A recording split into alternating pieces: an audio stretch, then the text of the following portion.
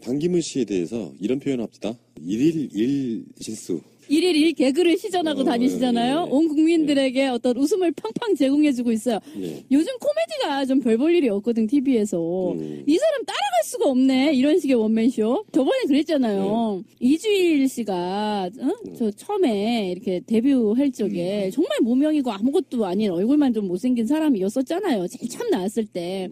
야, 일요일이다 코너에 이상해 씨랑 같이 나왔었어요. 야, 기억력 좋다. 근데 그때 그 사람이 했던, 사실은 그게 실수였다고 하는데, 환자의 눈을 이렇게 까보면서 운명하셨습니다 라고 해야 되는데, 의사 가운을 입고 자기가 자기 눈을 까보면서 운명하셨습니다 이랬던 이상한 어떤 개그가 있었단 말이에요. 그게 이제 막 큰 히트를 쳤어요. 근데 지금 반기문이 그 코드를 차용하네? 그 개그의 코드? 그러니까 턱받이를 자기가 한다라든지. 뭐 어찌됐건 간에 반기문 씨는 진짜 코미디 이거예요. 그런 건 진짜 애교고. 반기문한테 난 이런 걸 봤어요. 이 사람 정치를 하면 안 되겠구나 했던 절대 안 됩니다. 지점이 예. 기자들 앞에서 하소연을 한 거야. 돈이 너무 많이 든다.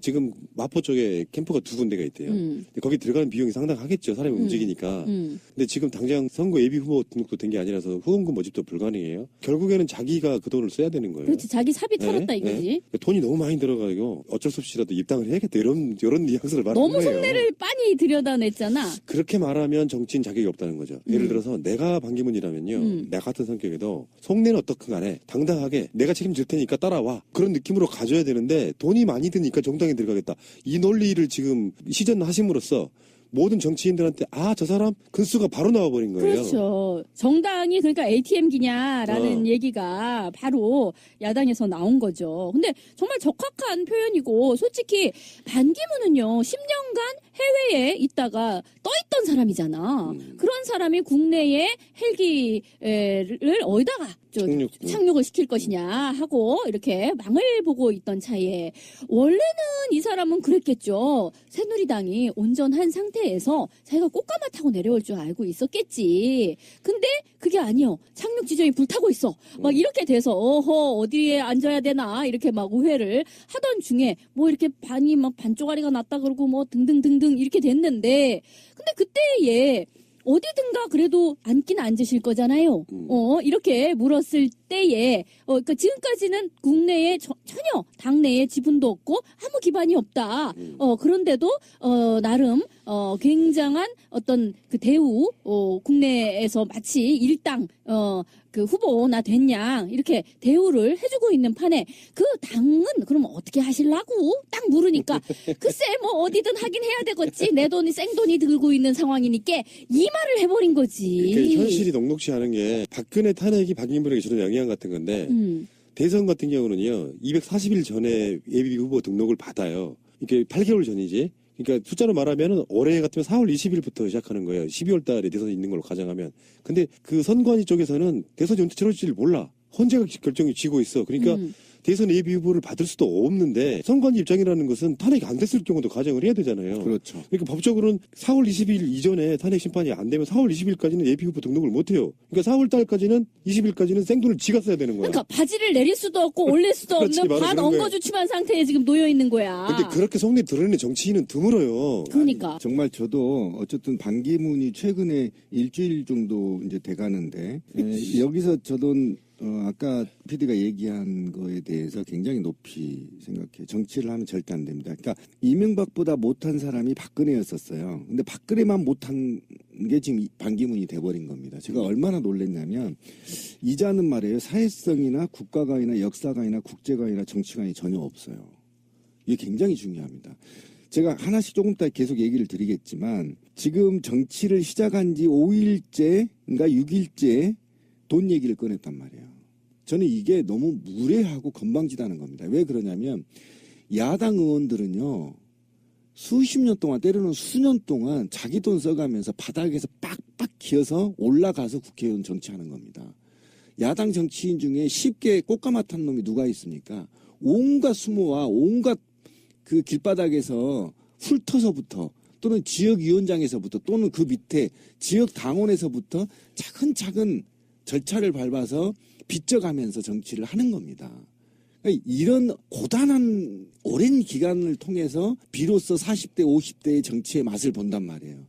그런데 이자는 지금 온 지 얼마 되지도 않아서 돈 얘기를 꺼내면서 그 돈 타령을 한단 말이에요. 그럼 여기서 긍정적으로 봐준다고 한다면 대한민국 정치가 고비용 저효율 정치라는 거를 우리는 알아야 되는 겁니다. 사실 비난하기 전에. 그래서 어떻게 하든 국민들이 깨어나서 저비용 고효율 정치를 이룩해야 되는데 정치 계획을 나서야 된다는 게 하나의 우리가 경각심을 가져야 할 문제고, 두 번째는 벌써부터 얘가 돈 타령을 한다는 겁니다. 돈 타령. 그렇죠. 돈 타령 때문에 정당에 들어가야 된다는 이 모순이 얼마나 싸가지가 없고 건방진 얘기냐면 돈 때문에 당에 들어가는 겁니다. 좀 모자란 거예요. 그러니까 당과 조직을 위해서 또는 나은 정책을 위해서, 그다음에 이것이 집권 가능한 수권 정당의 모습을 보이기 위해서 당에 가는 게 아니야. 그냥 즉흥적으로 내가 돈이 없어 막 돌아다니서 쇼를 해야 되는데 이런 개 같은 경우가 어디가 있습니까? 우리나라에서는 일종의 떴다방식으로 그러니까, 예. 어떤 정치인들이 막 그 선거 때 이렇게 난립을 하고 이런 게 굉장히 정치 후진국적인 양태를 보인다. 정당 중심의 정치가 이제 안착이 돼야 된다라는 게 이제 많은 정치학자들의 그동안의 분석이었었어요. 그래서 그래도 이제 지금은 한 정당에서 한 후보를 어떤 안정적인 경선의 과정을 통해 가지고 내는 그 방식이 이제 겨우 고착이 되나 마나 하고 있는 지금 상황인 거잖아요. 그런데 지금 이 사람이야말로 떴다방도 이런 떴다방이 없는 거야. 그냥 후보는 난 날라왔어. 후보는 날라왔고, 자, 땅바닥에 어떤 당이 있는지 볼까, 어디 앉을까 지금 이러고 있는 상태인 것이고, 이거는 전혀 정당과 이 사람 간의 화학적 결합이라는 건 불가능하다는 거예요. 아무런 소속감도 없고, 원래 정당이라는 거는요, 어떤 정치 철학과 정책을 공유하는 사람들이 어떤 권력을 잡고자 모이는 이익 집단이잖아요. 정당이라는 게. 근데 이 사람에게는요, 나는 후보고 나머지는 나한테 시다바리를 해줘야 되는 거야. 돈을 모아주고 조직을 모아주는 그런 탑다운 방식으로 이 사람들이 나한테 봉사해줘야 되는 것이지, 나는 그 정당과 어떠한 정치 철학이나 이념을 공유할 필요도 없고 그동안 산전수전을 겪을 필요도 없고, 이게 뭐예요? 이게 정말로 잘못된 특권 의식인 거잖아요. 게다가 돈도 돈이지만 이 사람이 팽목항 같은 데 갔을 때에 이 사람을 막 따라다니면서 위안부 합의 잘 됐다라고 칭찬한 그거 어떻게 된 거냐, 그거 해명해라 라고 막 사람들이 손피켓을 들고 다녀요. 그리고 기자들도 그렇게 묻지요. 위안부 합의에 대해서 지금도 그렇게 잘 된 거라고 생각을 하느냐, 이렇게 많이 묻고 있단 말이에요. 그런데 이 사람이 그거에 대해서 또 불편한 속내를 드러냈어. 뭐라고 얘기하냐면, 기자놈들이 나쁘대. 기자 나쁜 놈들이래. 그렇게 묻는 기자들이 나쁘대. 와, 워딩도 박근혜랑 어쩜 그렇게 똑같아. 나쁜 사람.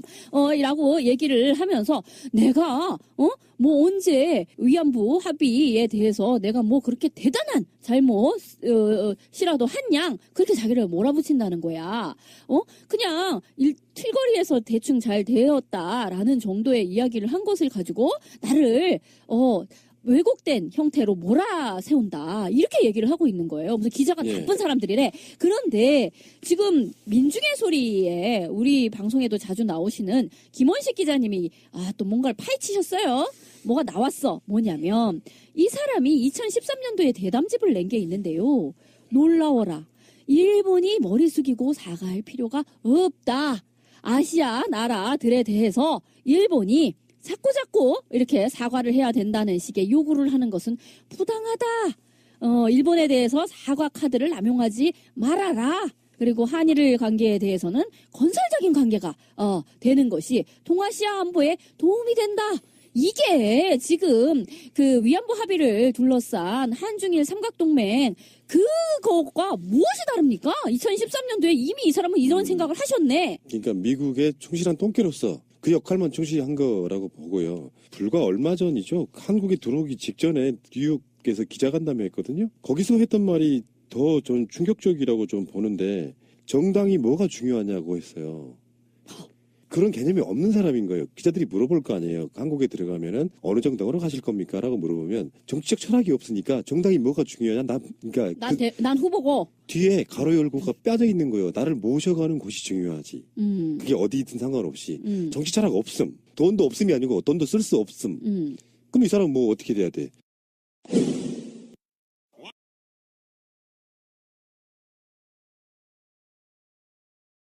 재밌는 거는 컨벤션 효과라는 게 있잖아요.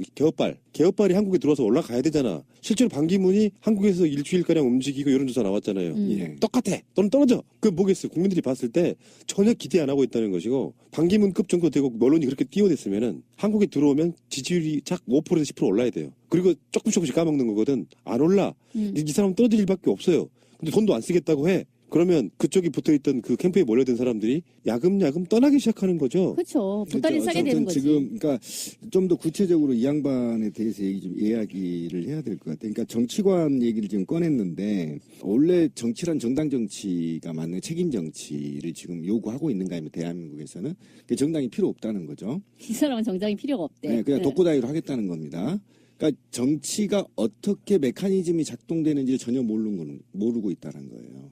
그리고 자기가 어떤 정치를 어떻게 실현할 건지 로드맵도 없다라는 겁니다. 그래서 저는 정치관이 거의 제로 상태에 있다. 그냥 자기가 유엔 총장이 당선이 돼서 마치 유엔 총장처럼 혼자 독고다이로 돌아다니는 것처럼 좀 느껴지는 겁니다. 이게 어떤 게 문제가 있냐면 정치적인 파트너십이 존재하지 않다는 겁니다. 그러니까 제왕적 대통령을 꿈꾸고 있는 겁니다. 지금은 제왕적 대통령보다 소통하는 대통령, 그죠? 그 다음에 낮은 대통령, 그 다음에 국민의 심부름꾼의 대통령이 돼야 되는데, 자기가 지금 이후에 쭉 얘기하겠지만 모순적인 가치관을 갖고 있는 그런 정치 철학을 가지고 자기가 국가를 운영하는 데 있어 국민은 거기에 구성 요소나 또는 정치적 동기는 필요 없고 넌 내 말 하면 따라와라는 제왕적 이런 구시대 발상을 하고 있다라는 겁니다. 그런 게 지금 곳곳에서 드러나고 있는데, 그 다음에 이제 아까 지민님 얘기한 역사관 얘기를 좀 한번 해보고 싶어요. 그러니까 소녀상이나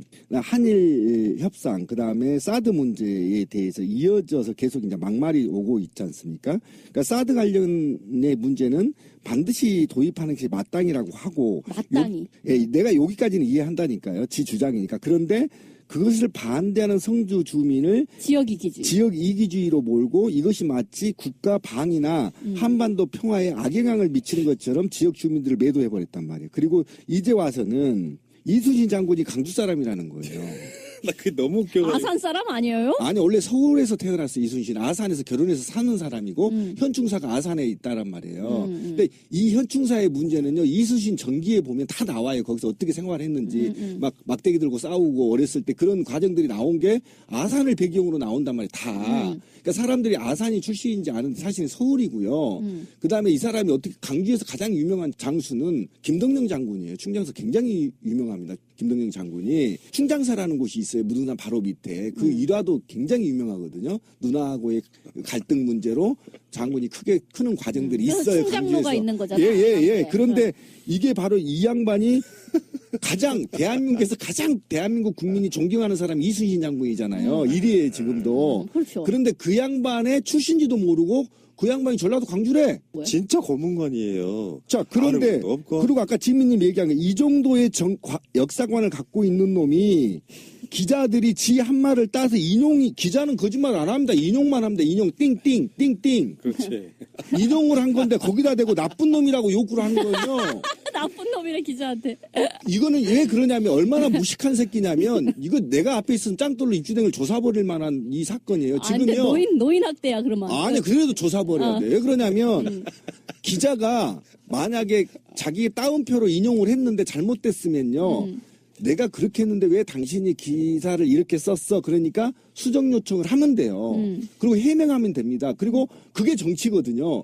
해명하면서 그게 원래 리스크가 아니라 플러스가 될 수가 있어요. 아, 그런 의도였는데 기자가 와전됐구나라고 얘기하면서 오히려 자기 품위를 높일 수 있거든요. 그런데 컨텐츠는 없어. 그 말은 맞아. 그러니까 거기다 해명하기 짜증나니까 나쁜 놈 이렇게 얘기해버린 겁니다. 이게 있잖아요. 그러면 모든 기자들이 자기가 한 얘기와 무관하게 자기를 빨아주기를 원했던 거야? 그렇죠. 바로 그겁니다. 그러니까 아까 제가 말했던 정치관이나 역사관이나 사회관이 일맥상통하는 거예요. 지금 반기문은 빠져나갈 수가 없어요. 가치관이 전체가. 이런 전반적인 상태인 거고, 그 다음에 사회관에서 하나 더 따져야 될 게 뭐냐면 꽃동네 말이에요. 꽃동네 영상을 공개했더라고요. 이것도 또 죽을 떨어뜨리시더만 손을 부들부들 떨면서. 그런데 그 꽃동네 영상을 공개하면서 해명하는 것이 오히려 반기문한테 해가 돼버리는 겁니다. 그렇죠. 그 반기문한테 해만 될 뿐만 아니라 반기문은 남을 전혀 1%도 생각하지 않아요. 왜 그냥 그 영상을 공개하면서 비난은 누구한테 간 줄 알았습니까? 오홍진 신부한테. 그럼요. 오홍진 신부가 결국은 오바해서 죽이나 이런 게 튈까봐 옷에 턱바지를 씌워준 거에 대해서 그러면 오홍진 신부가 또는 꽃동네가 그 장애인들을 제대로 관리를 못하고 오히려 장애인들을 확대하고 있다는 의혹을 지금 받고 있단 말이에요. 이 사건 하나로. 그러면 오히려 자기가 죄송합니다. 제가 너무 과잉 의존에 이걸 공개할 게 아니라 상대방을 배려한다라고 한다면 적어도 제가 무리를 이렇게 죄송합니다. 아직 한국에 와서 한국의 문화나 기타 이런 것들을 잘 이해하지 못하고 있어서 배우는 과정입니다. 겸손하게 하면 될 것을 남을 다 죽이고 지만 살아나. 이거는 완전히 사회관이 0점이에요. 근데 해명이 독이 되는 거는요, 그것뿐만이 아니에요. 그러니까 지금 그렇죠. 보세요. 그 꽃동네에서 그렇게 한 거는 결국은 그 풀 영상이 공개됨으로 해서 이제 오홍진 신부라든지 이런 사람들이 더 욕을 먹은 거 그렇죠. 물론 이거니와 솔직히 말하면요, 그거는요. 뭐 사진이 어떻게 찍혔다 또는 뭐 이렇게 상체를 일으키지 않았다 등등도 있지만 가장 중요하게는 애초에 그딴 기획을 왜 했느냐부터를 따져야 되는 거예요. 그거는 아무런 저항도 할 수 없는 사람을 자신의 피사체로 사용함으로써 자기 인기를 위해서 그렇게 한 거잖아요. 그거는 예전에 왜 나경원 그 후보가 막 장애인 그 시설에 가가지고 알몸 목욕을 시키는 그거나 마찬가지죠. 아무런 저항도 할 수 없는 사람을 자기가 선행을 베푸는 자 라는 대상물, 도구물로 사용을 했다라는 점에서 사악한 기획이라고밖에 볼 수가 없는 거고요. 그 디테일에 있어서도 그나마도 잘하지 못했다라는 점이 이제 우스꽝스러운 거고 그 다음은 그런데 해명을 함으로써 자기가 실수를 한 정도가 아니라, 그 시설 자체가 잘못된 걸로, 이제, 오히려 논란이 더 확대되는 그런 상황이잖아요. 그렇죠, 그렇죠. 근데, 선친묘에 가가지고 한 그 이상한 짓거리에 대해서도요, 이제 막 왜 그 지가 마시냐, 이제 막 이런 얘기가 나왔잖아요. 그게 이게 나오니까 거기다 대고 또 해명을 한답시고 집집마다 다 법도가 다른 뱀이요. 이런 소리를 또 했어요. 그러니까 사람들이 트윗에다 그러더만 아니 지 하나 욕먹고 끝나면 될 것을 자기 집안을 완전히 개 쌍누무 집구석을 만들어야 속이 시원하냐 이런 얘기를 하더라고. 그런데 또 주겔러에서 그러니까 주겔에서 또 찾아냈어. 이 사람이 2008년도에 자기 집안의 제사를 지내는 것을 딱 보여줬는데 그땐 제대로 하더만. 그러니까 뭔 소리냐면은 이 사람은 해명을 하면 할수록 그러니까 어떤 겸허한 마음을 가지고 내가 내 선에서 어떤 논란을 축소시키는 일을 하지를 못해요. 계속 해명을 함으로써 사람들을 점점 더 열받게 만드는 짓을 하고 있는 건데요. 나는 이 사람이 지금 와가지고 했던 온갖 열받는 짓거리의 이야기 중에서 최고는 결국 청년들에게 한 얘기가 아닌가 싶어요. 제가 봤을 때는 이 사람은 그냥 고문관이에요. 달리 표현하면 개념 없는 사람을 나는 고문관이라고 봐요. 실수라고 쳐요. 이렇게까지 실수가 많은 사람도 좀 보기 드물고. 드물죠. 앞으로 계속 될 것 같은데 건드리지 말아야 될 거 건드렸어요. 태주는 그럴 수 있고 다 그럴 수 있는데 그래. 애비양도 그럴 수 있고 다 그럴 수 있어. 그런데 청년 문제는요. 박근혜가 불과 얼마 전에 중동가라고 했다가 그러니까 대통령에 오를 자들은 밖에 나가서 개고생해라 이렇게 말하면 안 되고 내가 당신들을 위해서 뭔가 이 자리를 만들고 싶은데 날 찍어줘. 요거 개념으로 가야 되거든요. 근데요, 이 사람은요, 이 일종의 타임머신 같은 거를 타고, 뭐랄까, 과거에서 그냥 온 사람이에요. 그러니까, 왜 한국은 다이나믹 코리아라고 얘기를 하잖아요. 한국에서 이 사람 10년 떠 있었어요. 그 10년 사이에 한국에 어떤 문제가 있었고 이 사람들의 일반 정서가 어떻게까지 변화했는지를 전혀 모르고 있어요. 한국은 저는 이제 제 친구가 외국에 있어가지고 이제 한 1년 단위로 대략 오거든요. 그러면 이제 1년치 설명을 해줘야 돼, 얘한테. 한국에서 무슨 일이 있었는지를. 막 1년치 설명을 하느라고 막 하루 정도 막 머리가 얼마나 욱신욱신 하는지 몰라요. 근데 그것도 설명해주기가 쉽지가 않아. 1년 정도 얘기를 해줘도. 근데 얘가, 처음에 미국에 갔다가 처음 돌아왔을 때는 9년 만에 돌아왔었어요. 9년치 얘기를 해주느라고 나는 죽는 줄 알았었어, 진짜로. 근데 한국이란 나라에서요, 10년간 바깥에 떠있다 오잖아요. 정말 이거는 이해할 수 없는 요지경. 정말 설명할 길이 없는 사태에 빠져요. 특히 최근에 10년간 도대체 무슨 일이 있었는가? 사람들은 왜 10년 전만 해도 젊은이들 아프니까 청춘이요. 내지는 해외에 나가서 많은 기회가 있고 자원봉사라도 라는 이야기는 그냥 그렇게 얘기할 수도 있고 뭐 나름 해외를 많이 해집고 다닌 사람으로서 하는 뭐 덕담일 수도 있고 그랬을란가 몰라. 10년 전만 해도. 근데 지금은요. 그 얘기하면 야, 칼 안 맞는 게 다행이에요. 진짜 욕먹는 건 고사하고 진짜 총알 날라와요. 그 소리를 이 사람은 아무런 개념 없이 그냥 한다는 거야. 그러니까 조선대학교 강연회에서 참 말하기도 창피한데. 아이고 진짜 부끄러워 죽겠어. 네. 그 사람이 유엔에 가서 국적 코리아를 달고 활동했다는 게 10년이 다 보이거든. 진짜 부끄럽다고. 일단 진미님이 10년 외국에 나가 있다고 했는데 이 아이는 평생 외가 있었어요. 장관직 빼고. 네, 외교관이었으니까. 근데 그 좀 짚어봅시다. 젊어서 개고생해야 된다라고 얘기한 것까진 좋아요. 그다음에 글로벌 스탠다드 마인드를 가져라. 이 말과 취업을 못하면 자원봉사라도 좀 해라. 인턴을 확대해야 된다. 글로벌 마인드. 그 시대는요. 5년 전에 가버렸어요. 아까 지민님 얘기했죠. 한국 사회에서는 5년 전부터 글로컬 리더십이라고 얘기를 합니다. 그러니까 뭐냐면 글로벌 리더십은 이미 국제사회에서 통용되지 못하고 있다. 그래서 글로컬리즘은 뭐냐면 내 것이 세계적인 것이요. 이거예요. 한국말로 하면. 그러니까 네가 갖고 있는 특유의 네 지역이 갖고 있는 특유의 문화를 국제 문화와 융합해서 새로운 문화, 새로운 청년 리더의 철학을 가질 때인 거예요, 지금. 그러니까 우리가 한번 보세요. 그러니까 김치가 세계적인 것이여 가는데 전라도 김치를 미국에다 갖다 주면 먹겠냐고요.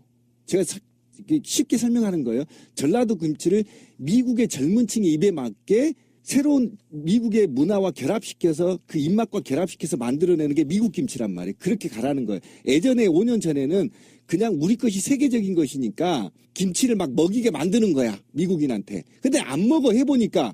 그러니까 이제는 그러지 말고 미국의 글로컬과 한국의 글로컬이 결합된 새로운 문화가 창출되는 사회란 말이에요. 그래서 대한민국의 모든 고등학교, 대학교들이 글로컬리즘을 양성한다고 지금 돼 있단 말이에요. 그런데 이것도 좀 후진적인 거고요. 그 다음에 인턴 제도는 이미 이명박 정부 때 폐기된 정책입니다. 박근혜 때 손도 못 내봤어요. 초기에 내놨다가. 인턴제에 폐배가 있었고요. 그 다음에 자원봉사 얘기인데요. 이 자원봉사라는 것은 내가 먹고 살 게 있고 내가 직장이 있고 그리고 거기에서 내 휴식 시간을 쪼개서 하는 게 자원봉사입니다. 자원봉사 먹을 게 없고 의식주가 해결이 안 됐는데 자원봉사를 하면 어쩌라는 겁니까? 내 미래는 누가 책임지고 나는 누구하고 결혼하고 나는 향후에 자식을 어떻게 낳고 자원봉사다마다 죽으라는 거예요? 그러니까요. 이게 이 사람이 10년 전에 이 얘기를 했으면 그럭저럭 먹히는 얘기라니까. 그래도 2개밖에 안 먹혀. 아니 그러니까 보세요. 그게요. 그때 그러니까 노무현 정권 때 또는 그때에서 바로 이명박 정권 넘어갈 때 대략 그 정도를 한번 생각을 해보자요. 우리 머리를 그때로 한번 되돌려 보자고. 그때는요. 뭐가 글로벌 스탠다드가 어쩌고 저쩌고 얘기를 하면 그럴듯하게 들렸어요. 진짜로. 말장난이지. 그러니까 대충 그렇게 들렸어. 그런데 그거에 대한 폐해를 이미 다 경험을 하고 있어요. 그러니까 보세요. 글로벌 좋아. 세계에 국경이 없어져. 좋아. 다 뭔가 앞으로 대단히 미래가 막 좋게 느껴지는 그런 느낌이 있어요. 그런데 글로벌이 뭔지를 이제는 너무 잘 알아. 뭐냐면 이거는요. 상류층에게 있어서 글로벌은요, 뭐 비행기 타고 미국에 갔다가 홍콩에 갔다가 한국에 왔다가 별장은 저기 하와이에 있고 뭐는 어디에 있고 하는 식의 아주 최상층에게에서의 뭐 정말 자본의 국경 없는 이동과 그런 식의 어떤 상류층이 전 세계를 무대로 아주 희희낙낙으로 사는 그거가 있을 수 있죠. 그런데 돈이 없는 상태의 사람에게 세계화 내지는 글로벌은 도대체 무엇이냐면 이주노동자가 되는 거예요. 이주노동자. 그러니까 박근혜가 중동 가서 뭐 어째라라고 하는 거는요. 중동 가서 우리가 건설 노동자 되고 빡빡 일하는 이야기야. 그러니까 이주노동자가 그러니까 세계화의 산물로서 이주노동자가 있잖아. 전 세계에. 그러니까 세계화가 돼서 다 좋아지는 게 아니고 상류층은 무지하게 좋아지고 거기 밑바닥에 깔리는 사람은 무지하게 괴로워지는 가정도 해체되고 내 삶의 터전도 없어지고 이걸 말하는 네. 거예요. 그래서 이 지금 신비님이 이야기한 거기 글로컬의 이야기는 뭐냐면은요. 우리가 이상이라든지 이런 거는 글로벌하게 갖되 삶의 터전으로서의 이 로컬 내가 살고 있는 이 지역의 기반을 두고서 우리의 삶을 살찌워 나가야 된다. 이 개념으로서 왜 박원순 서울시장이 이야기한 동네 살리기 프로젝트라든지 그런 등등이 있는 거예요. 무슨 지금 뜬구름 잡기식의 이야기를 하고 있냐고. 그러니까 그 해외 나가라고 하는 말은 다르게 표현하면 완전히 느낌이 달라져요. 경제 난민. 근데 그래서 비교가 되는 측면이 뭐가 있냐면은 야권 주자들은 지금 공공부문 일자리 몇 개 만들겠다. 그렇죠. 그 이야기하고 있고요. 기본소득 이야기하고 그렇죠. 있는 그 지점까지 와 있어요. 지금 엄청나게 높이 올라가 있는데 이 사람 공감력이 떨어지다 보니까 들어와서 진짜 박정희 시대나 전두환 시대에 했을 법한 얘기 하면서 난 성공한 사람이니까 나를 본받아야 돼. 사실은 내가 보기에는 반기문 고생한 게 없거든요. 유엔 사무총장 하려고 지가 고생했습니까? 지금 한국에 들어왔더니 대선주자가 돼 있는 거예요. 정말 운 하나는 끝내주는 그렇죠. 사람이라고 노력 한 보는데 번도 하지 않고 그렇죠. 그런데 반기문이 해야 될 이야기는 딱 박근혜 탄핵 시점이고 촛불 광장에 한 발을 나가봤다면 이렇게 이야기를 해야 됩니다. 재벌 개혁을 통해서 사회 구조 개혁을 통해서 좋은 일자리를 많이 만들어낼 테니까 청년들은 걱정하지 마시고 열심히 일할 준비를 하시라. 이런 개념으로 가주면 청년들이 열광할 텐데. 콘텐츠가 없잖아. 그러니까 이건 내 고문관이에요, 그냥. 저는 이제 더 열받은 게 뭐냐면 이날 강연에 참여한 젊은이 M4 세대예요. 얼마나 가슴이 찢어졌겠습니까? 뭔가 국제 리더를 했던 자로서 이 젊은 M4 세대들이 반기문한테 뭔가 하나 지식을 얻고자 찾아간 그 자리에서 이런 막말을 들었을 때 얼마나 자괴감이 들었겠어요. 저 개새끼 저거 이렇게 되는 겁니다. 한마디로 이게 진짜 아까 말씀했죠. 싸대기 안 맞는 게 이게 이 나이 때문에 안 맞았지. 만약에 20대가 그렇게 강연했다면 싸대기 그냥 올라가고 다 나가버려요. 누가 이런 강의를 듣고 있습니까? 총 맞아, 진짜. 예, 그런데 화재총 날라와. 이 M4 세대들한테 이렇게 가슴에 못을 박는 얘기를 왜 하냐는 겁니다. 지금 말이죠. 이게 지금 대기업도 지금 같은 맥락에서 주장하고 있는 겁니다. 대기업도. 그러니까 이게 지금 대기업들이 자기들이 일자리 창출 안 하겠다고 지금 버티는 겁니다. 지금 그 특검하고 헌재 이 공격을 당하니까. 이것도 거짓말이거든요. 지금 최근 5년간 대기업들은 일자리를 창출하지 못하고 있습니다. 왜?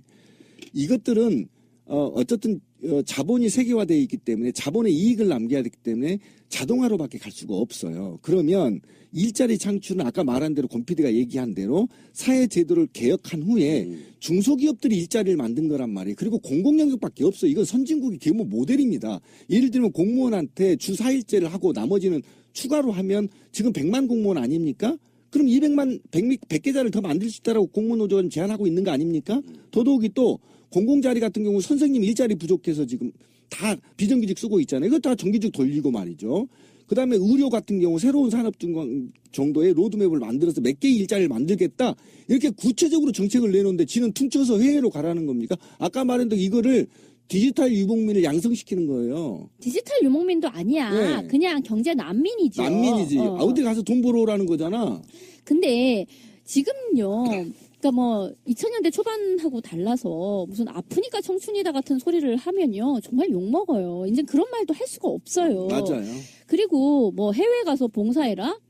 이거는요, 가령 2008년 그맘때쯤에 일종의 해외에 이렇게 말한 것처럼 그렇게 나간 사람들 꽤 있었어요. 나갔는데, 나름 가서 정말 굶는 어린이들 돕고 하는 막 그런 거 있잖아요. 국제 기아 난민 돕고 하는 그런 국제기구에서 자원봉사하고 그러고 나서 돌아온 사람들도 꽤 있어요. 지금 우리 주위에 있는데, 뭐냐면 그런 거지.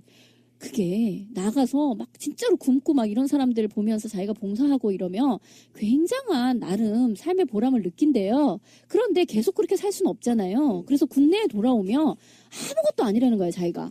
너무 자기는 갑자기 쓰레기 같은 그런 느낌이 든다는 거예요. 이 한국에서는 아무것도 할 게 없고 그래서 할 수 없어가지고 다시 나간대요. 무슨 대책이 있어서는 아니고. 맞아요. 그런 식의 어떤 굉장한 어떤 무력감과 어떤 분열에 시달리는 젊은이들도 지금 굉장히 많아요. 그런 등등을 알고 싶으면은 뭐 엄기호 씨나 이런 분들이 청년들 만나서 이렇게 직접 취재한 그런 책들도 많으니까 좀 읽어봤으면 좋겠고, 국내 해외 포함해서 자원봉사 같은 이야기를 하려면은요.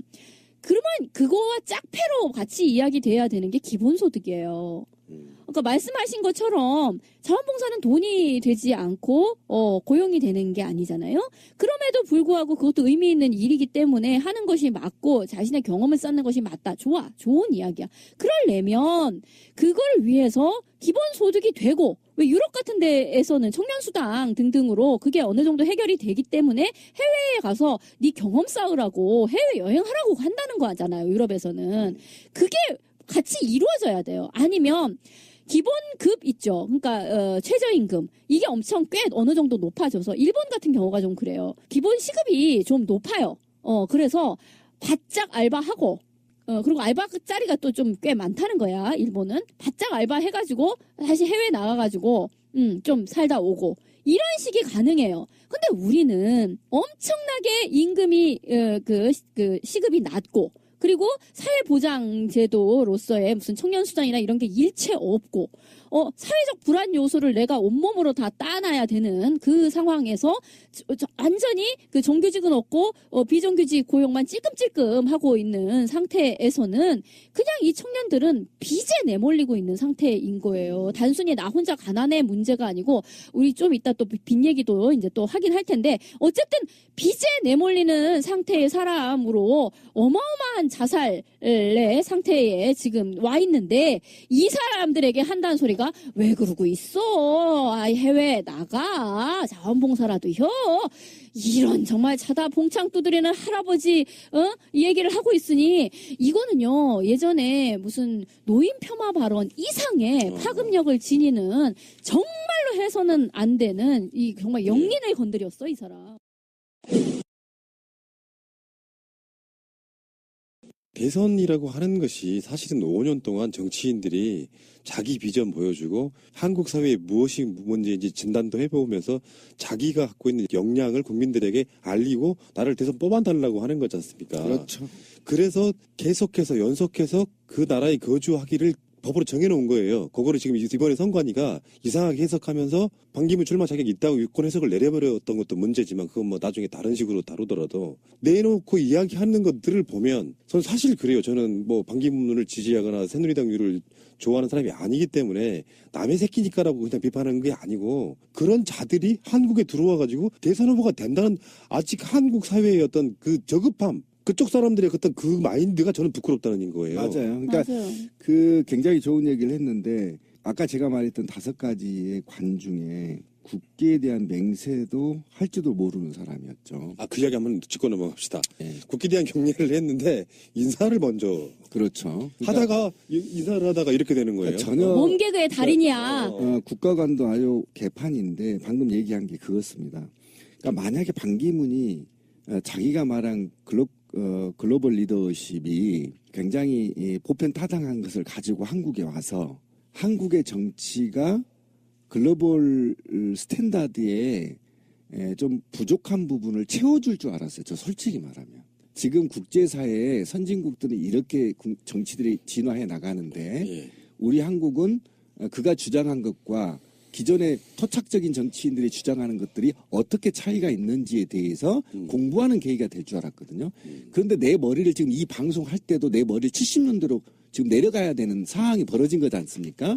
전혀 지금 세계적인 거를 내놓지도 않고, 또 글로벌 스탠다드 개념도 내놓지도 않고, 오로지 70년대 마인드로 내가 지금 돌아가서 이 방송을 해야 되는 만큼 대한민국 정치 의식 수준을 오히려 발전시키는 게 아니라 뒤로 후퇴시켜서 쭉 끌고 내려가 버리는, 그리고 이거를 개그라고 놀면서 그의 지지율이 19%에서 20%까지 나온다는 게 대한민국 국민들의 의식 수준이 이렇게 후진가라는 자괴감이 들 정도로 예. 반기문이 정말 좀 분노스러운 사람이에요. 그러니까 이제 우리가요, 뭐 포퓰리즘에 대한 어떤 비판 같은 것도 많이 했었잖아요. 그러니까 이제 어떤 정당적 기반을 갖지 못하고 한 사람의 어떤 유명세에 의해 가지고 그 사람이 후보가 되고 거기에 나머지 정당들이 다시 도열하거나 짜맞춤을 하는 식의 그런 정치를 해서는 안 된다라는 얘기를 했었는데, 근데 이제 이 사람이 이제 대표적인 지금 그런 방식의 것을 하려고 하는 거죠. 근데 이 사람의 유명세는 왜 유명세가 됐냐 그랬더니 이제 이것도 일종의 후진국 마인드예요. 그러니까 해외에 가서 젤로 좋은 자리에 있었던 사람이니까. 그러니까 이를테면 변방 의식인 거야. 말하자면 여기가 지방이에요. 지방에서 어메 누구누구네 누구가 서울 가서 출세했디야. 서울에서 높은 자리에 있다 내려왔디야. 이런 식의 마인드인 거예요. 변방의 의식인 거죠. 그러니까 그러면 그 사람은 어떻게요? 여기 와가지고 아무 자리라도 아무 기관장 자리라도 하나 꿰차는 것이 맞지? 지금 거의 그 수준의 지금 사고를 하는 거예요. 네, 그래서 한국에 와서 보여주는 몸개그 첫 번째 그건 그냥 해프닝이라고 치고 각종 인터뷰 같은 게 드러나는 어떤 뭐 대언론관이라든지 위안부 합의 세월호 문제 또는 청년 문제 같은 것들이 드러나는 그 사람의 어떤 부실함, 허약함, 좀 모자람, 심지어는 고문관. 근데 저는 코어는 두 가지라고 보는데요. 하나는 유엔이 어떻게 유권 해석을 내려주느냐예요. 이제는 출마 자격이 있다 없다 그 부분하고, 두 번째는 지금 이제 비리 쪽에 연결돼 있는 건데요. 다른 거는 그냥 동생, 조카, 아들이라고 칩시다. 유엔에 납품하고 뭐 조카나 동생이 하는 사람 일이 다 주요 고객이 유엔이었다고 하면 그냥 그렇죠. 그렇다 칩시다. 그건 우리나라 문제 아니니까. 근데 지금 가장 중요하게 드러나고 있고 정치권에서 가장 민감하게 보고 있는 거는 박연차 문제입니다. 박연차 문제인데 그 당시 그랬다는 거예요. 이인규 중수부장이 박연차 그 게이트 때 돈 준 사람이 누구누구냐 이렇게 불러라 하니까 적어냈을 거 아니에요. 더 있잖아. 그 정도는 부족해라고 해서 거기에 지금 반기문이 들어있는데, 진짜 재밌는 거는요. 지금 박영수 특검이 그 당시 변호사였어. 그 당시에 박연차의 변호사였기 때문에 너무나 잘 알고 있다는 너무 겁니다. 웃겨. 그러니까 박연차를 변호했던 박영수 특검이 반기문을 수사할 수도 있는 이 상황까지 와버린 거거든요. 고소 고발만 있으면 얼마든지 가능하다고 보는데. 이게 너무 재밌는 일인데, 어쨌든 박연차의 변호사였던 박영수, 지금 현재 그 특검에 가 있는 박영수, 그 사람이 이미 그러니까 박연차를 변호하기 위해서 누구누구에게 돈을 갖다 줬다라는 그 리스트를 만들어서 당시 검찰에게 줬다는 거예요. 당시 검찰. 그러니까 줬는데, 그러니까 준 게 확실해.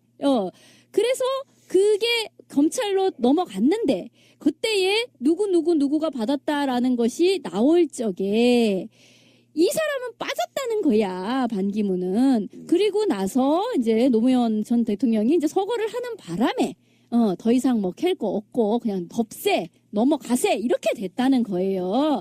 그래서 그럼 그 파일은 어디에 가 있느냐, 그 서류는 어디가 있느냐, 검찰청 캐비넷에 고이고이 들어있지 이걸 누가 없앨래야 없앨 수도 없는 거니까 그대로 있음 이라는 거죠. 그래서 만약에 이 반기문이 이걸 보도를 한 한겨레나 이런 쪽에다가 고소 고발을 하면 바로 검찰청 캐비넷이 열린다라는 이야기예요. 제가요 최근 영화 소개 하나 할게요. 더킹이라는 영화, 이번에 더킹 예, 조인성 주연, 정우성이 나오는데요. 정말 미남 둘이 나오니까 정말 참, 물론 눈호강도 하는 데다가 그게 중요한 게 아니라 검찰 권력을 통해 본 한국의 현대사를 보여주는데요. 지금 제가 말씀드린 검찰청 캐비넷에 있지라는 것이 도대체 무엇을 의미하는지를 이 영화는 너무나 친절하게 이야기를 해줍니다. 거기에 딱 명대사가 그런 게 있어요. 사건도 김치처럼 익혀 먹어야 맛있다. 검찰 놈들은 자기한테 들어온 사건 그 모든 팩트 진실들을요 자기네 좋을 대로 김치독에다 묻어놓습니다. 필요할 때 꺼내서. 그렇죠. 적당히 익었을 때에, 또 자신들이 불리할 때, 또는 국면 전환을 해야 될 때에 거기서 하나씩 딱 꺼내가지고 씁니다. 지금 이 사건이 거기에 들어가 있는 사건이라는 거예요. 지금 정치권에 아주 미묘하게 흐름이 지금 시작됐는데, 박지원을 보면 합니다. 박지원이 국민의당 대표 됐죠. 그래서 외연 확장이나 안철수를 포기하는 듯한 뉘앙스가 좀 있었어요. 근데 그거를 갑작스럽게 거둬요. 그게 이제 박연차 게이트에 반기문이 있다는 걸 확인했다. 이게 빼박 정치권의 텐트라는 정설인데 거잖아. 응. 그럼 어떻게까지 갈 수가 있냐면은 저는 지금도 정두원도 그렇게 말하고 있고요. 정두원하고 저는 결이 같아요. 동지야. 반기문은 중도 낙마할 것이라고 보고 있는 거예요. 안철수도 또 그렇게 얘기를 한 바고. 그러면 어쩔 수 없이 어떤 상황이 벌어지냐면은 새누리당의 미미한 후보랑 비박당 유승민이 나오고 그래서 양강 구도가 국민의당이 그리고 싶어하는 그림은 안철수 문재인이 붙는 거라는 거예요. 그렇죠. 그 정도로 1대1로. 지금 그러니까 지금 역대 이렇게 스포트라이트를 받고 들어왔지만 컨벤션 효과 전혀 미미한 사람은 이런 사람도 드문 거예요.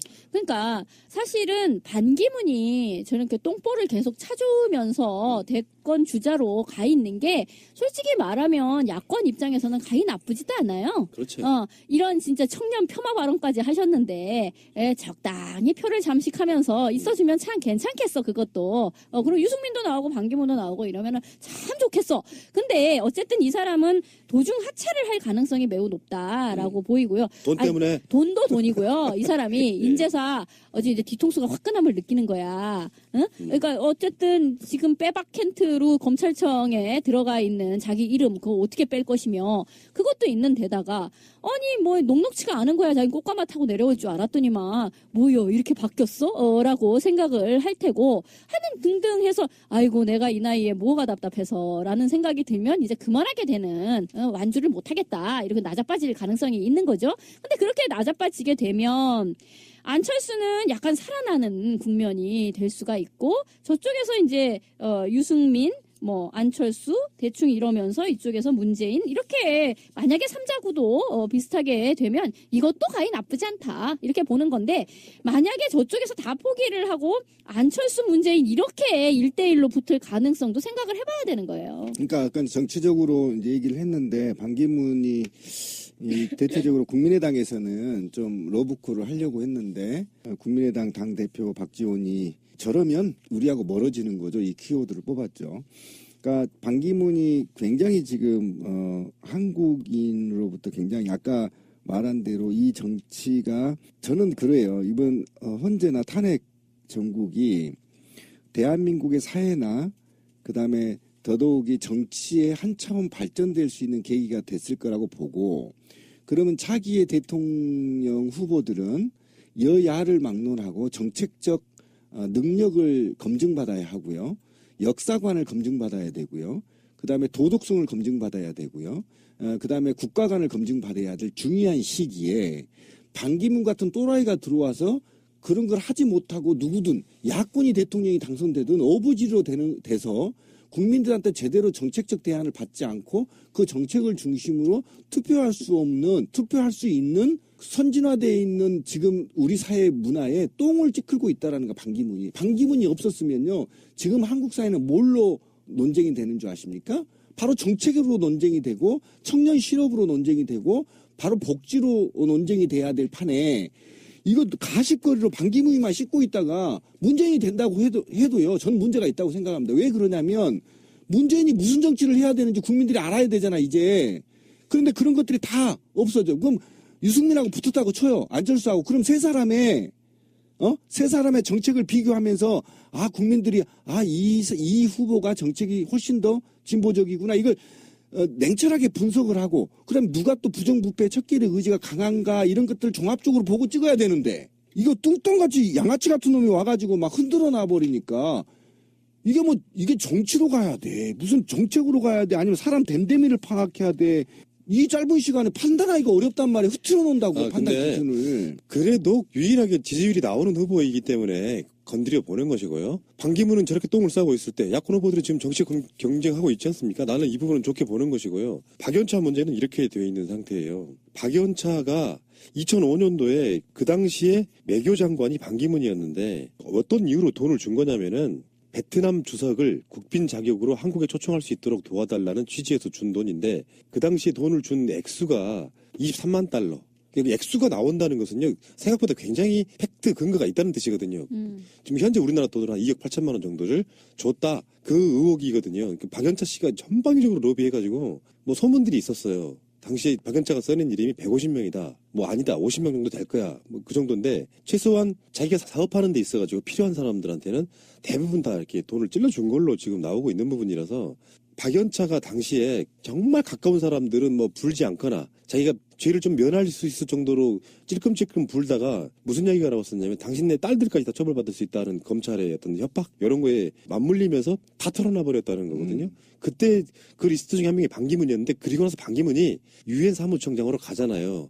그러니까 우리나라를 대표해서 외국에 나가 있는 유엔 사무총장을 건드릴 필요가 없다 그래서 어느 누구도 터부처럼 건드리지 않았는데 그게 10년이 묵혀져 있다가 다시 이번에 나온 거거든요. 더더욱이 또 맞물려 있는 게 박영수가 당시 변호사였는데 이 21명의 명단을 검찰에 직접 넘겼다 이 얘기입니다. 그렇죠. 그래서 이제 문제가 되는 거고 이게 이제 건드리면 건드릴 수가 어쨌든 이 수사는 대통령 후보로서 또는 그에 준하는 사회적 인물로서 명백하게 조사를 받거나 또는 자기가 해명을 해야 되는 문제이기 때문에 아무래도 기자들의 포토라인에 서게 되겠죠. 결국은. 근데 어쨌든 반기문은 우리가 이제 눈에 보이는 것은 반기문이지만 반기문 뒤에는 이제 이명박이 있다라고밖에 볼 수가 없는 거고요. 실제로 이명박이 그렇게 얘기를 했대잖아요. 지금 가능성 있는 그나마 후보는 반기문밖에 없으니까 잘해줘라 라고 했다는 거잖아요. 그래서 지금 뭐 바른정당이라든지 과거 친이계들이 어떻게 움직이느냐가 대단히 중요할 텐데 근데 이 사람이 어느 정도 깜냥이 돼야 그 정도의 어떤 퍼포먼스라도 해줄 텐데 이 사람이 정말 노인으로서 여기저기에다 지금 뭐 똥을 쳐바르고 있는 거의 이 지경에 지금 놓여 맞아요. 있기 때문에 이 사람을 과연 친이계가 도저히 안 되겠다라고 뭐 할 가능성도 있는 거죠. 아니 지금 벌써요. 반기문이 지금 내부에서 그러니까 어떻게 불러야 하나 반기문 라인과 친이계 라인이 갈등이 지금 그렇죠. 야기되고 있어요. 그러니까 벌써 친이계의 지지자들도 MB도 반기문이 이 정도 모자란 사람이라는 걸 몰랐나 봐요. 알고 보니까 이게 도저히 불가능하다고 싶으니까 너무 실수가 많고 이러니까 친이들이 도저히 이건 아닙니다. 이게 골 때리는 일이 벌어질 겁니다. 이렇게 이제 얘기가 내부에 오고 간다는 겁니다. 실제로 역사관이나 기타 전체에 보면은 박근혜만 못해요 지금. 그러니까 그러다 보니까 이제 깜짝 놀란 거야 친이계가. 뭐 이런 사람이 있나 이렇게 돼서 지금 갈등이 불거지고 있다라는 그러니까 거죠. 이를테면 박근혜 같이 모자란 사람이 어떻게 대통령이 되었나라는 것도 이를테면 이명박 그 당시에 이제 그 여당이 대안이 없다. 그냥 박근혜 뭐 별로지만 그냥 결사옹위해서 가자 이렇게 됐던 거잖아요. 다 도와라 그냥 뭐 이렇게 된 건데 근데 그 짓을 했더니 끝이 안 좋잖아. 임기 남겨놓고 지금 탄핵을 쳐 맞았잖아요. 지금 그런 실수 자기들도 너무 안 되는 거는 그냥 그렇게 할 수가 없었던 건데 에이씨 똥 튀겼네라고 생각을 할 텐데 거기다 대고 반기문이를 띠칸이 데려와 봤더니 이건 진짜 고문관 중에 또 고문관인 거야. 그래서 이 친이계 입장에서도 진짜 어디서 선수도 왜 이게 다 모자라라고 했겠지 자기들도. 재밌는 현상을 한번 보셔야 됩니다. 물론 반기문의 정치적 센스 때문에 그런 거 있어요. 촛불 집회도 가겠다. 박근혜하고 통화에서는 잘 됐으면 좋겠다. 이렇게 하잖아요. 그러니까 반기문이 들어와서 컨벤션 효과로 지지율이 오르는 게 아니고 황교안의 지지율이 올랐습니다. 물건을 봤더니 물건이 심하게 부실해. 그래서 우리 거 그냥 고쳤다 뭐 이런 느낌인 것 같아요. 그렇지. 보수들은. 그러니까 어쨌든 이제 똥 얘기가 자꾸 나오는데 이명박이 웬만한 똥은 치울 수 있어요. 워낙 지가 저지른 죄가 많은데. 근데 반기문이 지금 설사를 싸대고 다니기 때문에 이명박에게 채울 수가 없는 거예요. 누구도 그 똥은 못 치워. 세상을 지켜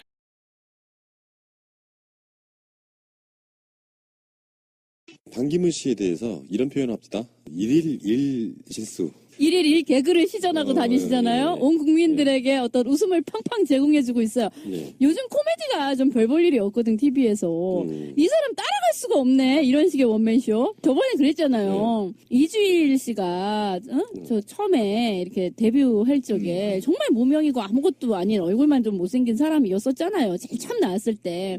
야, 일요일이다 코너에 이상해 씨랑 같이 나왔었어요. 기억력 좋다. 근데 그때 그 사람이 했던 사실은 그게 실수였다고 하는데 환자의 눈을 이렇게 까보면서 운명하셨습니다라고 해야 되는데 의사 가운을 입고 자기가 자기 눈을 까보면서 운명하셨습니다 이랬던 이상한 어떤 어떤 개그가 있었단 말이에요. 그게 이제 막 큰 히트를 쳤어요. 근데 지금 반기문이 그 코드를 차용하네? 그 개그의 코드? 그러니까 턱받이를 자기가 한다라든지. 뭐 어찌됐건 간에 반기문 씨는 진짜 코미디 이거예요. 그런 건 진짜 애교고 반기문한테 난 이런 걸 봤어요. 이 사람 정치를 하면 안 되겠구나 했던 절대 안 됩니다. 지점이 예. 기자들 앞에서 하소연을 한 거야. 돈이 너무 많이 든다. 지금 마포 쪽에 캠프가 2군데가 있대요. 근데 거기 들어가는 비용이 상당하겠죠. 사람이 움직이니까. 근데 지금 당장 선거 예비 후보 등록도 된 게 아니라서 후원금 모집도 불가능해요. 결국에는 자기가 그 돈을 써야 되는 거예요. 그렇지. 자기 사비 털었다 네, 이거지. 네. 돈이 너무 많이 들어가고 어쩔 수 없이라도 입당을 해야겠다. 이런 뉘앙스를 말하는 너무 거예요. 속내를 빤히 들여다냈잖아. 그렇게 말하면 정치인 자격이 없다는 거죠. 예를 들어서 내가 반기문이라면요. 나 같은 성격에도 속내는 어떻든 간에 당당하게 내가 책임질 테니까 따라와. 그런 느낌으로 가져야 되는데 돈이 많이 드니까 정당에 들어가겠다. 이 논리를 지금 시전하심으로써 모든 정치인들한테 저 사람 근수가 바로 나와버린 거예요. 그렇죠. 정당이 그러니까 ATM기냐라는 얘기가 바로 야당에서 나온 거죠. 근데 정말 적확한 표현이고 솔직히 반기문은요 10년간 해외에 있다가 떠있던 사람이잖아. 그런 사람이 국내에 헬기를 어디다가 착륙을 시킬 것이냐 하고 이렇게 망을 보고 있던 차에 원래는 이 사람은 그랬겠죠. 새누리당이 온전한 상태에서 자기가 꽃가마 타고 내려올 줄 알고 있었겠지. 근데 그게 아니요. 착륙 지점이 불타고 있어. 막 이렇게 돼서 어디에 앉아야 되나 이렇게 막 오해를 하던 중에 뭐 이렇게 반이 막 반쪽아리가 났다 그러고 뭐 등등등등 이렇게 됐는데 근데 그때에 어디든가 그래도 앉긴 앉으실 거잖아요. 이렇게 물었을 때에, 그러니까 지금까지는 국내에 전혀 당내에 지분도 없고 아무 기반이 없다. 그런데도, 나름, 굉장한 어떤 그 대우, 국내에서 마치 일당, 그 후보나 됐냐 이렇게 대우를 해주고 있는 판에 그 당은 그럼 어떻게 하실라고 딱 물으니까 글쎄 뭐 어디든 하긴 해야 되겠지 내 돈이 생돈이 들고 있는 상황이니까 이 말을 해버린 거지. 그러니까 현실이 녹록치 않은 게 박근혜 탄핵이 반기문에게 주는 영향 같은 건데 대선 같은 경우는요 240일 전에 예비 후보 등록을 받아요. 이게 8개월 전이지. 그러니까 숫자로 말하면 올해 같으면 4월 20일부터 시작하는 거예요. 12월 달에 대선이 있는 걸로 가정하면. 근데 그 선관위 쪽에서는 대선이 언제 치러질지를 몰라. 헌재가 결정이 지고 있어. 그러니까 대선 예비 후보를 받을 수도 없는데 선관위 입장이라는 것은 탄핵이 안 됐을 경우도 가정을 해야 되잖아요. 그렇죠. 그러니까 법적으로는 4월 20일 이전에 탄핵 심판이 안 되면 4월 20일까지는 예비 후보 등록을 못 해요. 그러니까 4월 달까지는 20일까지는 생돈을 지가 써야 되는 거야. 그러니까 바지를 내릴 수도 없고 올릴 수도 그렇지, 없는 바로 반 그런 거예요. 엉거주춤한 상태에 지금 놓여 있는 거야. 근데 그렇게 속내 드러내는 정치인은 드물어요. 그러니까 정말 저도 어쨌든 반기문이 최근에 일주일 정도 이제 돼가는데 여기서 저도 아까 PD가 얘기한 거에 대해서 굉장히 높이 생각해요. 정치를 하면 절대 안 됩니다. 그러니까 이명박보다 못한 사람이 박근혜였었어요. 근데 박근혜만 못한 게 지금 반기문이 돼버린 겁니다. 제가 얼마나 놀랐냐면 이자는 말이에요. 사회성이나 국가관이나 역사관이나 국제관이나 정치관이 전혀 없어요. 이게 굉장히 중요합니다. 제가 하나씩 조금 이따 계속 얘기를 드리겠지만 지금 정치를 시작한 지 5일째인가 6일째 돈 얘기를 꺼냈단 말이에요. 저는 이게 너무 무례하고 건방지다는 겁니다. 왜 그러냐면 야당 의원들은요. 수십 년 동안 때로는 수년 동안 자기 돈 써가면서 바닥에서 빡빡 기어서 올라가서 국회의원 정치하는 겁니다. 야당 정치인 중에 쉽게 꽃가마 탄 놈이 누가 있습니까? 온갖 수모와 온갖 그 길바닥에서 훑어서부터 또는 지역위원장에서부터 또는 그 밑에 지역 당원에서부터 차근차근 절차를 밟아서 빚져가면서 정치를 하는 겁니다. 그러니까 이런 고단한 오랜 기간을 통해서 비로소 40대, 50대의 정치의 맛을 본단 말이에요. 그런데 이자는 지금 온 지 얼마 되지도 않아서 돈 얘기를 꺼내면서 그 돈 타령을 한단 말이에요. 그럼 여기서 긍정적으로 봐준다고 한다면 대한민국 정치가 고비용 저효율 정치라는 거를 우리는 알아야 되는 겁니다. 사실 비난하기 전에. 그래서 어떻게 하든 국민들이 깨어나서 저비용 고효율 정치를 이룩해야 되는데 정치 계획을 나서야 된다는 게 하나의 우리가 경각심을 가져야 할 문제고 두 번째는 벌써부터 얘가 돈 타령을 한다는 겁니다. 돈 타령. 그렇죠.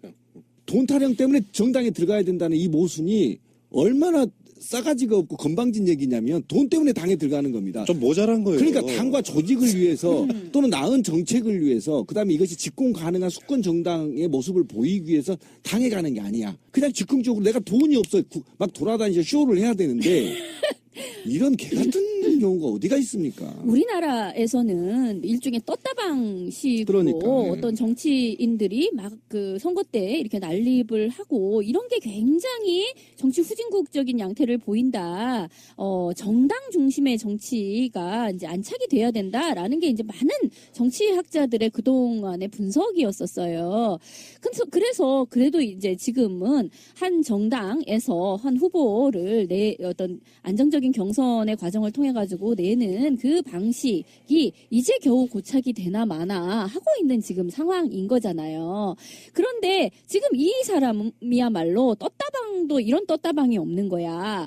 그냥 후보는 난 날라왔어. 후보는 날라왔고 자 땅바닥에 어떤 당이 있는지 볼까 어디 앉을까 지금 이러고 있는 상태인 것이고 이거는 전혀 정당과 이 사람 간의 화학적 결합이라는 건 불가능하다는 거예요. 아무런 소속감도 없고 원래 정당이라는 거는요 어떤 정치 철학과 정책을 공유하는 사람들이 어떤 권력을 잡고자 모이는 이익 집단이잖아요. 정당이라는 게. 근데 이 사람에게는요 나는 후보고 나머지는 나한테 시다바리를 해줘야 되는 거야. 돈을 모아주고 조직을 모아주는 그런 탑다운 방식으로 이 사람들이 나한테 봉사해줘야 되는 것이지 나는 그 정당과 어떠한 정치 철학이나 이념을 공유할 필요도 없고 그동안 산전수전을 겪을 필요도 없고 이게 뭐예요? 이게 정말로 잘못된 특권 의식인 거잖아요. 게다가 돈도 돈이지만 이 사람이 팽목항 같은 데 갔을 때에 이 사람을 막 따라다니면서 위안부 합의 잘 됐다라고 칭찬한 그거 어떻게 된 거냐 그거 해명해라 라고 막 사람들이 손피켓을 들고 다녀요. 그리고 기자들도 그렇게 묻지요. 위안부 합의에 대해서 지금도 그렇게 잘 된 거라고 생각을 하느냐 이렇게 많이 묻고 있단 말이에요. 그런데 이 사람이 그거에 대해서 또 불편한 속내를 드러냈어. 뭐라고 얘기하냐면 기자놈들이 나쁘대. 기자 나쁜 놈들이래. 그렇게 묻는 기자들이 나쁘대. 와, 워딩도 박근혜랑 어쩜 그렇게 똑같아. 나쁜 사람. 라고 얘기를 하면서 내가 뭐 언제 위안부 합의에 대해서 내가 뭐 그렇게 대단한 잘못이라도 한 양 그렇게 자기를 몰아붙인다는 거야. 그냥 틸거리에서 대충 잘 되었다라는 정도의 이야기를 한 것을 가지고 나를 왜곡된 형태로 몰아세운다. 이렇게 얘기를 하고 있는 거예요. 무슨 기자가 예. 나쁜 사람들이래. 그런데 지금 민중의 소리에 우리 방송에도 자주 나오시는 김원식 기자님이 또 뭔가를 파헤치셨어요. 뭐가 나왔어. 뭐냐면 이 사람이 2013년도에 대담집을 낸 게 있는데요. 놀라워라. 일본이 머리 숙이고 사과할 필요가 없다. 아시아 나라들에 대해서 일본이 자꾸 이렇게 사과를 해야 된다는 식의 요구를 하는 것은 부당하다. 일본에 대해서 사과 카드를 남용하지 말아라. 그리고 한일 관계에 대해서는 건설적인 관계가 되는 것이 동아시아 안보에 도움이 된다.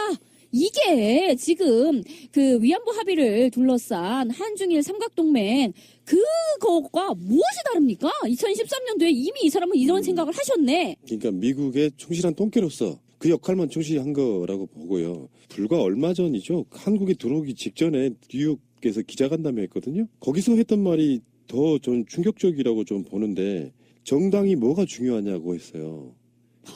그런 개념이 없는 사람인 거예요. 기자들이 물어볼 거 아니에요. 한국에 들어가면은 어느 정당으로 가실 겁니까? 라고 물어보면 정치적 철학이 없으니까 정당이 뭐가 중요하냐? 그러니까 난 후보고. 뒤에 가로 열고가 빠져 있는 거예요. 나를 모셔가는 곳이 중요하지. 그게 어디든 상관없이. 정치 철학 없음. 돈도 없음이 아니고 돈도 쓸 수 없음. 그럼 이 사람은 뭐 어떻게 돼야 돼?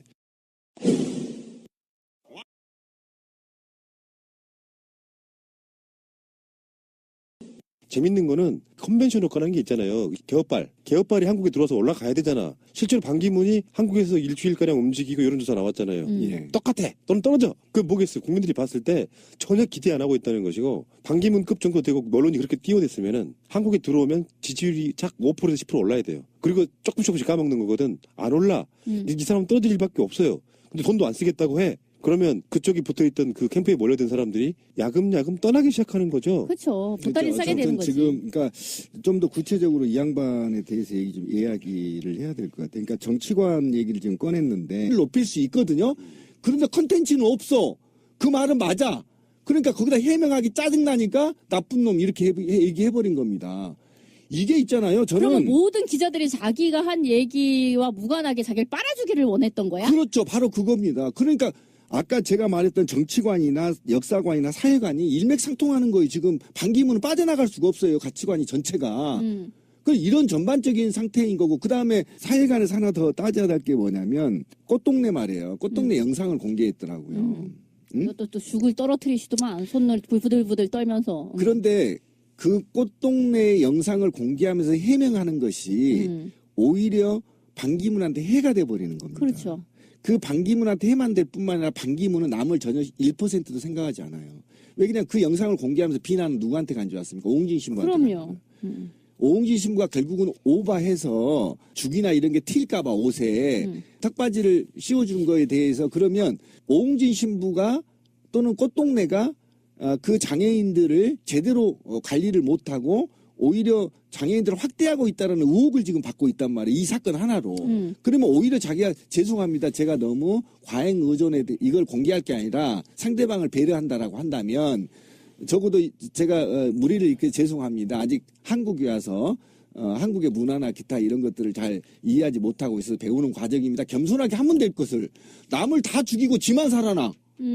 이거는 완전히 사회관이 0점이에요. 근데 해명이 독이 되는 거는요. 그것뿐만이 아니에요. 그러니까 지금 그렇죠. 보세요. 그 꽃동네에서 그렇게 한 거는 결국은 그 풀 영상이 공개됨으로 해서 이제 오홍진 신부라든지 이런 사람들이 더 욕을 먹은 거 그렇죠. 물론 이거니와 솔직히 말하면요. 그거는요. 뭐 사진이 어떻게 찍혔다 또는 뭐 이렇게 상체를 일으키지 않았다 등등도 있지만 가장 중요하게는 애초에 그딴 기획을 왜 했느냐부터를 따져야 되는 거예요. 그거는 아무런 저항도 할 수 없는 사람을 자신의 피사체로 사용함으로써 자기 인기를 위해서 그렇게 한 거잖아요. 그거는 예전에 왜 나경원 그 후보가 막 장애인 그 시설에 가가지고 알몸 목욕을 시키는 그거나 마찬가지죠. 아무런 저항도 할 수 없는 사람을 자기가 선행을 베푸는 자. 라는 대상물, 도구물로 사용을 했다라는 점에서 사악한 기획이라고밖에 볼 수가 없는 거고요. 그 디테일에 있어서도 그나마도 잘하지 못했다라는 점이 이제 우스꽝스러운 거고 그 다음은 그런데 해명을 함으로써 자기가 실수를 한 정도가 아니라, 그 시설 자체가 잘못된 걸로, 이제, 오히려 논란이 더 확대되는 그런 상황이잖아요. 그렇죠, 그렇죠. 근데, 선친묘에 가가지고 한 그 이상한 짓거리에 대해서도요, 이제 막 왜 그 지가 마시냐, 이제 막 이런 얘기가 나왔잖아요. 그게 이게 나오니까 거기다 대고 또 해명을 한답시고 집집마다 다 법도가 다른 뱀이요. 이런 소리를 또 했어요. 그러니까 사람들이 트윗에다 그러더만 아니 지 하나 욕먹고 끝나면 될 것을 자기 집안을 완전히 개 쌍누무 집구석을 만들어야 속이 시원하냐 이런 얘기를 하더라고. 그런데 또 주겔러에서 그러니까 주겔에서 또 찾아냈어. 이 사람이 2008년도에 자기 집안의 제사를 지내는 것을 딱 보여줬는데 그땐 제대로 하더만. 그러니까 네. 원래 정치란 정당 정치가 맞는 책임 정치를 지금 요구하고 있는가 하면 대한민국에서는 정당이 필요 없다는 거죠. 이 사람은 정당이 필요가 없대. 네, 그냥 독고다이로 하겠다는 겁니다. 그러니까 정치가 어떻게 메커니즘이 작동되는지 전혀 모르고 있다는 거예요. 그리고 자기가 어떤 정치를 어떻게 실현할 건지 로드맵도 없다라는 겁니다. 그래서 저는 정치관이 거의 제로 상태에 있다. 그냥 자기가 유엔 총장이 당선이 돼서 마치 유엔 총장처럼 혼자 독고다이로 돌아다니는 것처럼 좀 느껴지는 겁니다. 이게 어떤 게 문제가 있냐면 정치적인 파트너십이 존재하지 않다는 겁니다. 그러니까 제왕적 대통령을 꿈꾸고 있는 겁니다. 지금은 제왕적 대통령보다 소통하는 대통령, 그죠? 그 다음에 낮은 대통령, 그 다음에 국민의 심부름꾼의 대통령이 돼야 되는데 자기가 지금 이후에 쭉 얘기하겠지만 모순적인 가치관을 갖고 있는 그런 정치 철학을 가지고 자기가 국가를 운영하는 데 있어 국민은 거기에 구성 요소나 또는 정치적 동기는 필요 없고 넌 내 말 하면 따라와라는 제왕적 이런 구시대 발상을 하고 있다라는 겁니다. 그런 게 지금 곳곳에서 드러나고 있는데 그다음에 이제 아까 지민님 얘기한 역사관 얘기를 좀 한번 해보고 싶어요. 그러니까 소녀상이나 한일 협상, 그다음에 사드 문제에 대해서 이어져서 계속 이제 막말이 오고 있지 않습니까? 그러니까 사드 관련의 문제는 반드시 도입하는 것이 마땅이라고 하고 마땅히. 내가 여기까지는 이해한다니까요. 지 주장이니까. 그런데 그것을 반대하는 성주 주민을 지역 이기주의. 지역 이기주의로 몰고 이것이 마치 국가 방위나 한반도 평화에 악영향을 미치는 것처럼 지역 주민들을 매도해버렸단 말이에요. 그리고 이제 와서는 이순신 장군이 강주 사람이라는 거예요. 나 그게 너무 웃겨. 아산 사람 아니에요? 아니 원래 서울에서 태어났어 이순신. 아산에서 결혼해서 사는 사람이고 현충사가 아산에 있다란 말이에요. 근데 이 현충사의 문제는요. 이순신 전기에 보면 다 나와요. 거기서 어떻게 생활했는지 막 막대기 들고 싸우고 어렸을 때 그런 과정들이 나온 게 아산을 배경으로 나온단 말이에요. 다. 그러니까 사람들이 아산이 출신인지 아는데 사실은 서울이고요.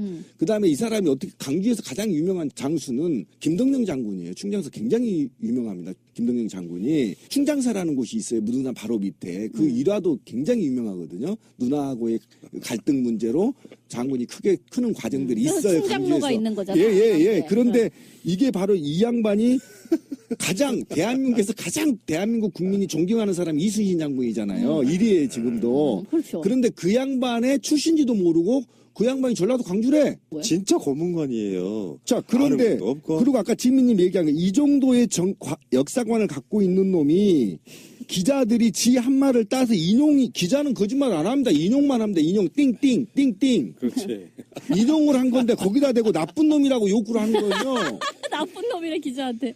이거는 왜 그러냐면 얼마나 무식한 새끼냐면 이거 내가 앞에 있은 짱돌로 입주댕을 조사버릴 만한 이 사건이에요. 아, 근데 지금요. 노인 학대야 그러면. 아니 그래도 조사버려야 돼. 왜 그러냐면 기자가 만약에 자기 따옴표로 인용을 했는데 잘못됐으면요. 내가 그렇게 했는데 왜 당신이 기사를 이렇게 썼어? 그러니까 수정 요청을 하면 돼요.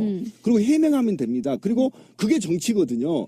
해명하면서 그게 원래 리스크가 아니라 플러스가 될 수가 있어요. 아, 그런 의도였는데 기자가 와전됐구나라고 얘기하면서 오히려 자기 품위